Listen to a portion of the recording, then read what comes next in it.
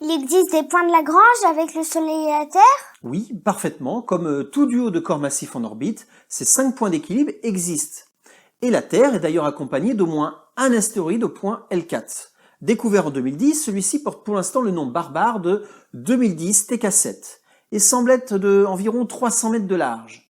Et depuis 2020, nous observons un autre astéroïde de taille relativement semblable, quoique légèrement plus grand peut-être, 2020 XL5, que nous supposons également être en synchronisation avec le point L4. Même la Lune, dans le couple Terre-Lune, possède des nuages de poussière au point L4 et L5 que l'on appelle nuages de Kordylewski. Peut-on y déposer des objets?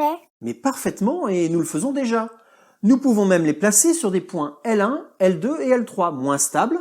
Grâce à de petites poussées régulières de moteur, nous pouvons rester en équilibre dans ces zones.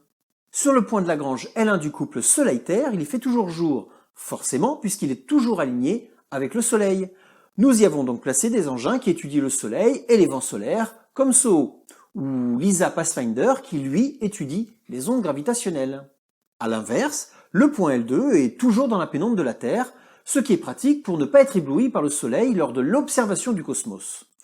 C'est à cet endroit que le nouveau télescope spatial James Webb, remplaçant du célèbre Hubble, ses réserves en carburant devraient permettre au télescope de rester en équilibre dans cette zone à peu près une dizaine d'années.